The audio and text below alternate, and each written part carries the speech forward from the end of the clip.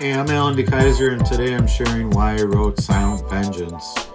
Out of all my books, this one taps into the darkest corners of the human mind. The places where pain turns into purpose and silence becomes its own weapon. I've seen a lot in my life. Betrayal, violence, trauma, heartbreak, injustice. And the one thing I learned is this: the quiet ones are often the most dangerous. Not because they're evil, but because they've endured so much without saying a word. I started imagining a character who held everything in, every wound, every betrayal, until silence became his strategy, his armor, and eventually his method.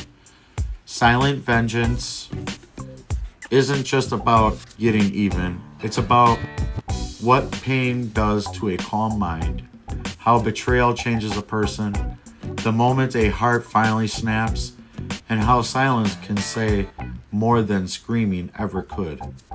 This story explores what happens when someone finally refuses to be the victim anymore. What this book is, it's a character-driven revenge novel with grit, depth, and emotion.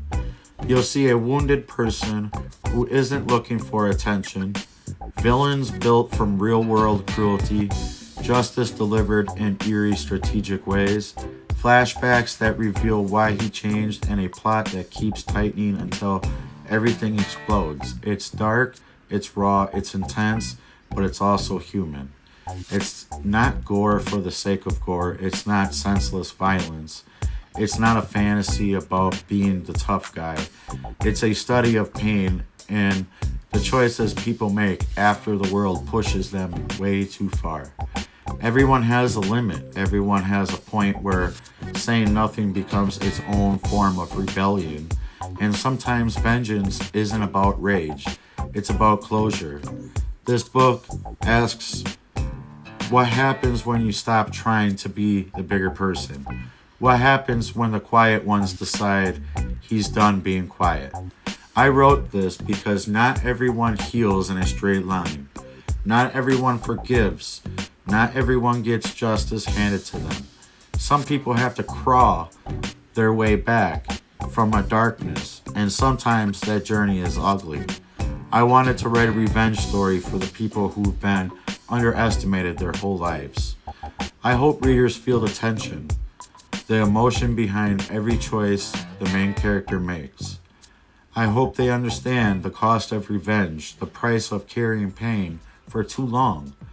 And maybe, just maybe, they'll see parts of themselves they never acknowledged.